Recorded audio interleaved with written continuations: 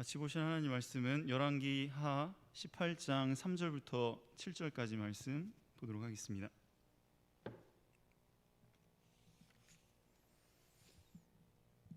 열왕기하 18장 3절부터 7절까지 제가 읽어드리겠습니다. 3절부터 히스기야가 그의 조상 다윗의 모든 행위와 같이 여호와께서 보시기에 정직하게 행하여 그가 여러 산당들을 제거하며 주상을 깨트리며 아세라 목상을 찍으며 모세가 만들었던 놋뱀을 이스라엘 자손이 이때까지 향하여 분향함으로 그것을 부수고 느우스단이라 일컬었더라. 히스기야가 이스라엘 하나님 여호와를 의지하였는데 그의 전후 유다 여러 왕 중에 그러한 자가 없었으니 곧 그가 여호와께 연합하여 그에게서 떠나지 아니하고 여호와께서 모세에게 명령하신 계명을 지켰더라. 여호와께서 그와 함께 하심에 그가 어디로 가든지 형통하였더라. 아멘. 본 말씀을 통해서 히스기야의 종교개혁이라는 제목으로 말씀을 나누도록 하겠습니다. 히스기야의 아버지는 아하스라는 왕이었는데 이 아하스라는 히스기야의 아버지는 그렇게 믿음이 좋은 사람이 아니었어요. 그래서 악을 행하고 하나님의 말씀을 버렸었는데 우상을 섬기고, 근데 히스기야는 이 아버지의 영향을 받지 않고 하나님께 돌아와서 우상을 버리고 하나님의 말씀을 힘써 순종했던 사람이 히스기야 왕이었습니다. 그리고 히스기야가 참 대단한 것이 그 당시에 사람들이 많이 섬겼던 산당을 없앤 왕이 많지 않아요. 근데 이 산당을 다 없앴어요. 그리고 주상들을 다 깨트렸습니다. 이게 왜 이렇게 어렵냐면 산당과 주상은 마을마다 있고 가정마다 있는 거예요. 쉽게 예를 들면 여러분들이 동네 같은데, 시골 같은데 가면은 정승 같은 거 있고, 제주도 가면 하루방 같은 거 있고, 또 동네에 큰 은행나무나 이런 거 보면은 거기에다가 이렇게 정한수 떠놓고 비유하는 그런 거 있죠. 마치 그것처럼 우리 가정을 지켜주고 우리 마을을 지켜준다고 사람들이 생각해서 만들어 놓은 우상들이 많이 있었어요. 근데 이것을 다 깨뜨리고 부수고 없애버렸던 왕이 히스기야입니다. 그만큼 백성 한 사람 한 사람, 또 아주 작은 사람까지도 하나님께 돌아오게 하려고 힘을 썼던 사람이 히스기야입니다.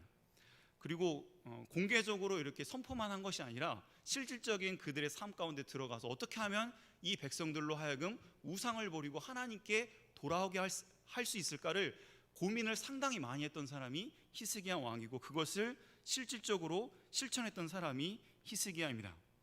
그 아세라 목상을 찍고, 또 모세 때 만들었던 그 놋뱀, 하나님께서 이스라엘 백성들을 치셨을 때에 모세가 놋뱀을 들어가지고 이렇게 하니까 그 놋뱀을 보는 사람들은 불뱀에 물린 그 병이 나았어요. 근데 이것을 이스라엘 백성들이 어떻게 보면 우상화 시켜서 이 놋뱀을 만들어 놓고 이 놋뱀에다 빌면 자기의 병이 치료받는 줄 생각하면서 이렇게 우상으로 그 놋뱀을 섬겼습니다.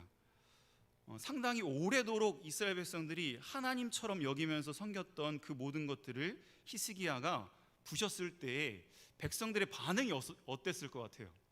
자기가 그동안 신으로 섬겼고 우리 가정과 나를 지켜준다고 믿었던 것을 왕이 와가지고 다 빼앗아가고 부셔버리고 없애버렸을 때 백성들은 거기에 순순히 순종을 하지 않고 반항하고 반역하고 또 항의하는 사람들도 많았을 거예요. 그런데 중요한 것은 하나님께서 히스기야에게 권세를 주시고 또 존경할 만한 그런 마음을 주시고, 또 특별히 하나님께서 개혁을 일으킬 수 있는 분위기를 만들어 주셨기 때문에 백성들이 거기서 순종을 해서 자기가 가지고 있었던 모든 우상들을 버리게 된 거예요. 왜냐하면 그동안에 하나님을 떠나서 우상을 섬겨봤는데, 그런데 실질적으로 자기에게 남았던 것들이 많지 않은 거예요. 하나님을 섬기고 하나님을 따르고 하나님 말씀을 순종했을 때보다 우상을 따라가고 우상을 섬겼을 때의 그들의 삶과 생활이 상당히 피폐해지고 또 만족과 기쁨이 없어진 그런 상태가 되니까 히스기야가 한 그 말이 그들의 마음속에 들어가서 개혁을 일으키고 백성들이나 또 신하들이나 다 같이 힘을 합쳐서 이 개혁운동을 일으킨 겁니다. 히스기야 혼자서, 왕이 아무리 자기가 권력이 있고 한다고 할지라도 혼자서 할 수 있는 게 아니에요. 신하들이 도와줘야 되고 백성들이 거기에 동조를 해야 됩니다. 그렇기 때문에 우리가 여기서 꼭 기억해야 할 것은 히스기야가 이렇게 대단한 종교 개혁을 할 수 있었던 것은 히스기야가 종교 개혁을 한 것이 아니라 누가 종교 개혁을 할 수 있도록 도와주신 거죠? 하나님께서 히스기야를 통해서 종교 개혁을 하신 거예요. 하나님께서 하신 겁니다. 이 시대에도 마찬가지예요. 이 시대에 이제 많은 사람들이 하나님을 떠나서 이제 우상을 섬기고 자기를 섬기고 돈을 섬기는 시대로 점점 가고 있습니다. 지난주에도 살펴봤지만 그렇게 하나님을 떠나고 우상을 섬기고 하나님 말씀 버리고 자기 하고 싶은 대로 살아가면 어떤 결과들이 나타난다고 그랬죠? 결국은 멸망의 길로 걸어가는 그 결과를 가져오게 돼요. 사람들의 마음이 무너지고 가정이 무너지고 삶이 무너지는, 또 사회가 무너지는 결과로 점점 나아갑니다. 자, 그러면 점점 그런 식으로 가다 보면 백성들의 마음이 이제 준비가 돼서 하나님의 때가 되면 히스기야 같이 준비된 사람을 통해서 하나님께서 개혁운동을 일으키시는 거예요. 그렇기 때문에 저와 여러분들이 이제 마지막 시대에 히스기야와 같이 가정을 살리고 나라를 살리고 이 세상을 살릴 수 있는 그런 훌륭한 믿음의 인재가 되기 위해서는 지금의 때에 우리가 준비해야 될 게 있습니다. 히스기야와 그 신하들이 준비되었기 때문에 히스기야 때의 종교개혁을 일으킬 수 있었던 거예요. 지금도 저와 여러분들이 좀 이렇게 많은 사람들이, 또 많은 믿음의 사람들이 하나님을 떠나서 가는 이런 시대에 우리는 여기에서 한 가지 꼭 생각해 봐야 하는 것이, 내가 지금 이때에 무엇을 준비해야 하나님께서 반드시 때가 되면 지금은 그때가 암울해서 보이지 않고 어떻게 저 사람들이 하나님께 돌아올까라는 그런 염려되는 마음이 있지만, 하나님께서 때가 되시면 히스기야 같은 사람을 붙드셔서 그 사람을 통해서 많은 사람들로 하여금 우상을 버리고 하나님께 돌아오게 하는 역사를 일으키실 거예요. 그게 바로 하나님이 정하신 때입니다. 우리는 그때가 언제인지 모르지만 그때를 위해서 준비돼야 돼요. 왜냐하면 하나님은 그때 준비된 사람을 들어서 빛으로 사용하시거든요. 지난주도 말씀드렸지만 어떤 촛불과 같이 빛이 있으면 그게 잘못해서 그릇에 딱 덮여 있어요. 그러면 때가 되면 하나님께서 그 빛을 아시기 때문에 이제 그 그릇을 열으셔서 이 빛을 어디에다가 둔다고요? 높은 곳에 들으셔서 온 집안을 환하게 비추도록 역사하시는 때가 있는 거예요. 그렇기 때문에 우리는 지금 이 그릇에 빛이 가려 있다고 해서 이거는 내가 아무리 빛을 비춘다고 해도 요 그릇 안에밖에 못 비치는데 무슨 소용이 있느냐 하면서 이 빛을 끄는 게 아니라 더욱더 이 안에서 그 빛을 계속 발하고 있어야 돼요. 그럼 하나님께서 때가 되시면 이 빛을 들어서 세상을 비추고 가정을 비치는 그런 때가 반드시 올 줄 믿고 이것을 철저하게 준비하는 저 여러분들이 다 되어야겠습니다. 그래서 그때가 되면 하나님께서 준비된 사람을 통해서 이 개혁의 역사를 일으키신다, 이걸 기억하고, 그렇다면 오늘 우리가 무엇을 준비해야 그 개혁의 때에 하나님께서 우리를 사용하실까에 대해서 몇 가지 좀 진리를 증거하도록 하겠습니다. 우선 많은 사람들이 하나님을 버리고 우상을 섬기고 돈을 따라가고 자기만 사랑하고, 그리고 하나님 말씀을 버리고 자기 하고 싶은 대로 살아가면 가장 첫 번째 나타나는 특징이 뭐라고 그랬죠? 뭐가 무너져요? 사람들이 자기 마음이 무너집니다. 우리 마음이 마치 유리와 같아서 쉽게 깨진다고 그랬잖아요. 마찬가지로 자기 하고 싶은 대로 욕심대로 살아가면 자유다 하고 좋을 것 같지만, 예전에도 한번 말씀드렸지만 끈이 딱 연결돼 있을 때는 잘 날아가지만 끈이 딱 끊어지는 순간, 하나님을 떠나고 하나님의 말씀을 버리는 순간 어떻게 돼요? 자기 하고 싶은 대로 날아가다가 툭 떨어지게 되는 거예요. 마찬가지로 많은 사람들이 지금 자유다, 난 이제 하나님 떠나서 내 마음대로 살겠다 하고 가지만 그 결과는 결국 자기 마음이 무너지고 자기의 어떤 마음의 상태가 악한 세력에 의해서 붙잡힌 바 되어서 많은 고통을 당하는 사람이 많이 생겨나게 될 거예요. 자, 그럼 우리는 뭘 준비해야 될까요?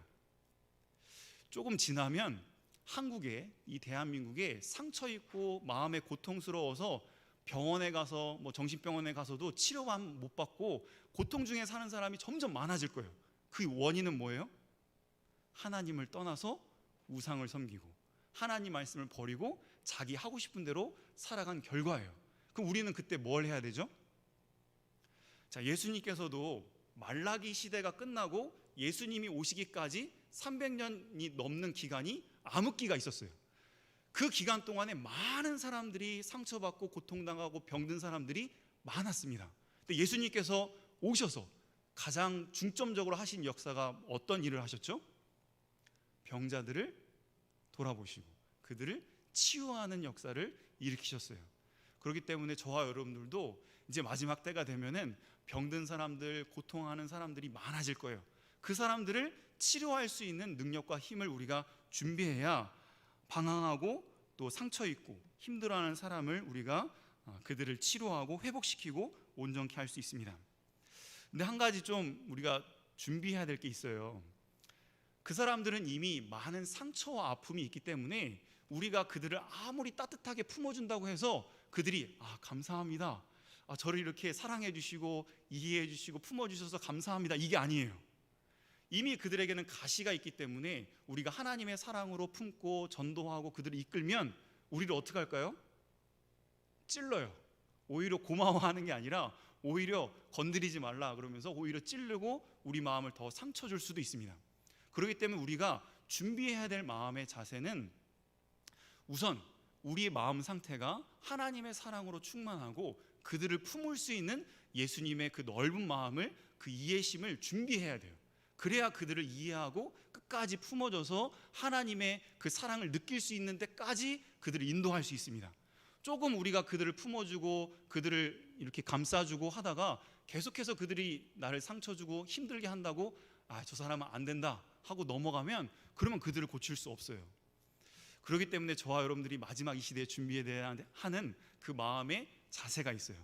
좀 넓은 마음과 그 상처 있고 고통당하는 사람 그 한 영혼 한 영혼을 진정으로 사랑하는 그런 마음을 우리가 준비해 놔야 돼요. 그래야 그 사람들이 방황하고 힘들어할 때 끝까지 그들을 인도해 줄 수 있습니다. 강도 만나서 겁안 죽게 된 사람이 있었는데 그 사람에게 다가가서 그 사람을 싸매주고 주막으로 인도해 준 사람은 선한 사마리아인밖에 없고 종교인들은 그들의 가까이 하지도 않고 괜히 그 사람 건드렸다가 자기도 상처받고 힘들까 봐 가까이 하지도 않았습니다. 저와 여러분들이 이 시대에 준비해야 할, 그래요, 개혁의 때 하나님께서 쓰실 만한 사람이 되려면 사랑의 사람, 또 예수님처럼 한 영혼 한 영혼을 귀히 여기는 그런 마음을 준비해야 그런 사람을 하나님께서 개혁의 때에 귀하게 사랑의 사람으로 사용하실 줄 믿습니다. 두 번째로 우리가 준비해야 할 그 마음의 자세는 아까도 말씀드렸지만 이제 점점 사람들이 하나님을 떠나면 마음이 파괴되고 두 번째 파괴되는 것이 가정들이 파괴됩니다. 자기들이 이기적인 삶으로 점점 살아가다 보니까 희생적이나 수고하지 않고 다른 사람을 이해해주지 않기 때문에 부모가 부부 간에 또 부모와 자식 간에 많은 상처와 아픔을 주고받아요.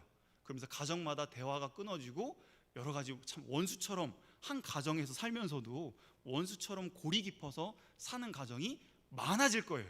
지금도 물론 많지만 점점 더 많아질 겁니다. 그럼 어떤 사람이 필요하죠? 어떤 사람이 필요해요? 그 가정들 내버려 두면 큰일 납니다. 나라가 망해요. 가정이 파괴되면. 그렇기 때문에 그 가정들을 돌아보고 그 가정들에 있는 그 문제와 갈등을 해소해주고 해결해줄 수 있는 중간에 어떻게 보면 중보자 역할을 해줄 수 있는 사람이 필요합니다. 사역자들이 필요한 거예요. 가정에 이런 골이 깊고 상처와 아픔이 많은 것을 치료하는 근본적인 방법은 가정 한 사람 한 사람이 다 예수님의 마음을 품는 것밖에는 없어요. 아무리 뭐 세상의 심리적인 치료라든지 지금 당장 이렇게 좀 화해시키고 하는 거 그거 가지고는 그때뿐이고 오히려 더 상처와 아픔이 커질 수도 있습니다. 근데 한 사람 한 사람이 정말 예수님을 믿어서 나 같은 죄인 살리신 그 예수 그리스도의 은혜에 감사하는 마음이 아버지도 만들어지고 어머니도 만들어지고 자녀들도 만들어지잖아요. 그러면 서로 고마워하는 마음이 생기고 또 서로 아끼는 마음, 이해하는 마음이 생겨나면서 화목해질 수 있는 거예요. 그렇기 때문에 마지막 때에 또 이 상처가 가정이 무너지는 이때에 저와 여러분들이 준비돼야 될 그런 준비가 있어요. 그건 뭐냐면 지금 여러분들이 부모님하고 혹시 갈등이 있다든가 형제들 간에 지금 지내면서 갈등이 있을 때에 경험을 해보셔야 돼요. 내가 먼저 예수님의 사랑으로 충만하고 은혜를 받아서 아버지를 용서하고 어머니를 용서하는 마음이 만들어지는 걸 경험을 해봐야 돼. 그래야 나중에 누가 가정에 서로 이렇게 불목하고 서로 막 골이 깊어가지고 대화도 안 하고 막 등 돌리고 있을 때에 말해줄 수 있잖아요. 복음을 증거해서 이 사람을 예수님 믿게 하고 진정으로 하나님을 사랑하게 하면 화목할 수 있다라는 본인이 확신이 있어야 그걸 알려주고 전도할 수 있지, 본인이 확신이 없으면 이걸 해줄 수가 없어요. 그렇기 때문에 여러분들이 먼저 가정에서 이걸 경험해 봐야 돼요. 지금 형제들과 갈등이 있다든가 부모님과 뭔가 갈등이 있다든가 그것을 이 복음으로 해결을 해보셔야 돼요. 그러면 그게 준비가 된 거예요. 그럼 나중에 그런 사람, 그렇게 경험된 사람들을 하나님께서 들어서 가정을 회복시키는 데에 귀하게 사용하실 줄 믿습니다. 또 우리가 준비해야 될 것이, 많은 사람들이 이제 중독과 허무함에 사로잡혀서 희망과 의욕을 잃어버린 사람들이 많이 생겨나게 될 것입니다. 지금도 뭐 솔직히 청년들 가운데 점점 많아지지 않는가라고 하는 염려가 많이 있어요. 지금 현재 자신의 꿈이나 미래를 생각하지 않고 지금 당장 내가 하고 싶은 거, 즐길 거, 그런 취미 활동이나 중독이나 허무함에 사로잡혀서 희망이나 의욕을 잃어버리고 그냥 하루하루 자기가 하고 싶은 대로 살아가는 사람들이 점점 많아지는 그런 때가 됐어요. 자기에게 주신 사명, 내가 앞으로 어떻게 인생을 살아갈까, 내가 어떻게 해야 하나님께서 나에게 주신 이 생명을 좀 더 가치 있는 삶을 살아갈 수 있을까, 이걸 어떤 꿈이나 비전을 품는 게 아니라 그냥 즐기기 위한 삶을 살아가는 이런 시대가 될 거예요. 그렇기 때문에 이런 사람들을 이끌어주고 인도하기 위해서는 그들을 희망과 꿈으로 강하게 이끌어줄 수 있는 에너지가 필요해요. 에너지가 있는 사람이 필요합니다. 여러분들은 혹시 그런 경험 있으신 분 있나요?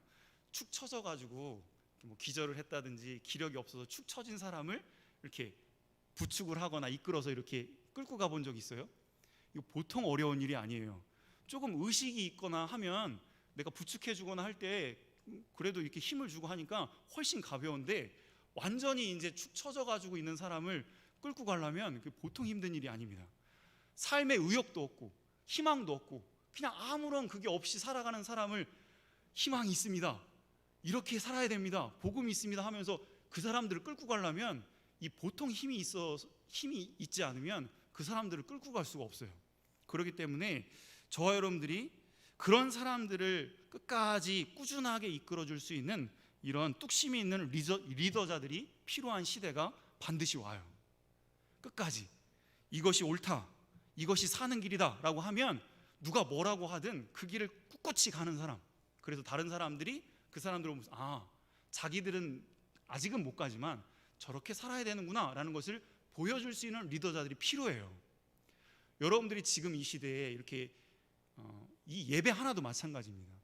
내가 하나님께 교회에 와서 예배를 드려야 하겠다라고 하는 이런 뚝심, 왜 그러냐라고 하면 거기에 대해서 자신 있게 얘기하면서 나는 하나님을 섬기는 사람이기 때문에 세상 사람들의 말보다 나는 하나님 앞에 신앙생활한다라고 하면서 뚝심 있게 믿음을 지키면서 자기 길을 걸어가는 리더자들이 필요해요, 마지막 시대에는. 왜냐하면 사람들이 이 말 듣고 이 말 듣고 하면서 혼란하면서 어떻게 해야 될지 모르는 사람들이 많이 있거든요. 그렇기 때문에 지금 여러분들이 신앙생활을 하든 또 어떤 삶을 살아가든 어떤 확실한 정체성과 확실한 어떤 믿음의 길을 걸어갈 수 있는 이런 준비가 필요합니다. 그래야 여러분들이 하나님께서 이 히스기야처럼 개혁의 때에 여러분들을 세우셨을 때 지치지 않고 끝까지 그 사람들을 이끌어갈 수 있는 그런 에너지가 생겨날 수 있는 것이죠. 그리고 네 번째는 이런 것들을 이론적으로만 알고 있어서는 안 되고 지금 여러분들이 조금씩 삶 가운데서 실천하면서 경험을 해야 돼요. 자, 뭐 월드컵이 언젠가요? 하여튼 월드컵이 있다 그러면 월드컵 본선을 위해서 언제부터 준비하나요? 몇 년 전부터 준비하죠. 평가전 같은 거 치르면서 자꾸 뭐가 부족한가, 어떤 선수를 더 기용해야 될까, 이 선수도 해보고 여러 가지 전술을 하면서 그 때를 준비하는 거예요. 우리도 그 때를 준비해야 돼요. 그때는 언제라고요? 하나님께서 이 나라와 민족, 우리 가정과 교회에 개혁의 때를 주실 때 하나님 허락하셔야 되는 거예요. 자기가 하고 싶어서 되는 게 아니라 하나님이 허락하시는 그때에 우리가 많은 사람들을 우상에 빠지고 악한 자에 사로잡혀 있는 사람들을 이끌어 가게 하실 때가 있어요. 그럼 그 때를 위해서 우리가 준비해야 되는데 평가전이 필요해요. 지금부터 삶의 현장에서 또 여러분들이 지금 신앙생활 하면서 믿음 지키는 그런 훈련들을 잘 어떻게 보면 적어도 보고 준비를 해보고, 이때 내가 뭘 해봤는데 기도를 이렇게 해봤더니 이렇게 됐다, 아니면 어떤 말씀을 내가 이런 상황에서 적용해서 이 말씀을 이겨냈다라는 것을 잘 준비해 놓고 그거를 마음속에 잘 새겨놔야 돼. 내가 이 사람과의 관계가 어려웠었는데 이 관계를 회복하기 위해서 내가 어떤 거를 시도해 보는 거예요. 기도도 해보고 말씀도 묵상해보고 또 이렇게도 해보고 저렇게도 해보고, 그래서 그것을 잘 준비해놔야 돼. 그래야 그때에 하나님께서 여러분들을 통해서 이런 개혁의 시대를 이끌어가는 리더자가 되게 하실 줄 믿습니다. 마지막으로 우리가 준비해야 되는 것은 기도를 통해서 영적인 무장과 영적인 정결함을 준비해야 됩니다. 이건 어둠의 세력과 전쟁이에요. 이제 전쟁을 준비하는 거예요. 여러분들이 개혁을 일으켜서 지금 마귀한테 사로잡혀 있는 사람들을 빛으로 인도하고 하나님께 인도하려면은 마귀들이 가만히 있을까요? 아니죠. 그렇기 때문에 여러분들이 만약에 어떤 한 사람, 어떤 한 가정을 마귀의 소나기에서 건져내려면 이게 영적인 전쟁이 장난이 아니거든요. 또 오히려 역경극을 당할 수도 있어요. 그렇기 때문에 우리가 빛으로 잘 무장을 해야 되는데 그건 뭐냐? 한 가지밖에 없어요. 기도를 통해서 하나님과 가까워지는 거예요. 어둠은 절대 빛을 이길 수 없어요. 아무리 캄캄한 어둠이라고 해도 빛이 딱 들어가는 순간 어둠은 어떻게 되죠? 물러갈 수밖에 없어요. 그렇기 때문에 여러분들이 빛으로 무장하는 방법은 하나님이 빛이시기 때문에 하나님과 가까워지는 거예요. 그러면 어둠은 무서워서 벌벌 떱니다. 그러니까 여러분들이 지금부터 하나님과 친해지셔야 돼. 그게 가장 중요한 것 같아요. 하나님과 친해지는 기도 생활을 잘 준비하시면 여러분들 반드시 하나님이 귀하게 쓰세요. 내가 지금 아무리 다른 스펙이나 이런 거 준비하는 것보다 이런 영적인 일에 잘 준비하면 정말 이 세상에서 많은 사람들에게 존경받고 또 많은 사람을 옳은 길로 인도하는 귀한 일에 하나님께 귀하게 쓰임 받을 수 있습니다. 그러니까 오히려 이런 때가 준비해야 되는 이런 때인 줄 알고 우리가 잘 준비해서 그 사람들 지금 하나님을 떠나고 세상으로 가고 우상 섬기는 그런 사람들 바리까쟁이 잘 보면서 가지 마라 라고, 물론 어느 정도는 권면을 해야 되겠지만 그럴 에너지에 우리는 좀 더 본질에 충실해서 내가 하나님을 얼마나 지금 사랑하고 있는가, 내가 하나님을 믿는 믿음의 그 본질을 얼마나 잘 알고 있는가, 내가 얼마나 뚝심 있게 나아갈 수 있는 에너지가 나에게 있는가, 내가 얼마나 하나님의 빛으로 충만해서 내가 이 정결한 빛을 잘 유지하고 있는가, 이것을 점검해 볼 기회예요. 또 그런 시기고, 그래서 이렇게 잘 준비되시면 목사님 생각에는 이 속도가 훨씬 빠를 것 같아요. 세상 사람들이 우상을 섬기고 또 하나님 말씀을 버리고 세상으로 나아가서 상처 입고 고통당하는, 마음이 무너진 사람들, 가정이 파괴된 사람들, 희망이 다 사라진 이런 사람들이 많아지는 것이 그렇게 길지 않아요. 이 속도가 상당히 빠를 것 같아요. 그러니까 여러분들이 이때를 잘 준비해서 지금 여러분들이 아마 한 이제 대학생쯤 이렇게 됐을 때에 하나님께 인정받아서 많은 사람들을 희망을 주고 복음으로 인도하고 그 무너진 가정들을 살리는 일에 귀하게 쓰임받는 히스기야 같이 그 시대와 나라를 살리는 일에 귀하게 쓰임받는 우리 믿음의 학생들 다 되시기를 주의 이름으로 축원합니다. 이 말씀 기억하면서 같이 잠깐 기도드리겠습니다.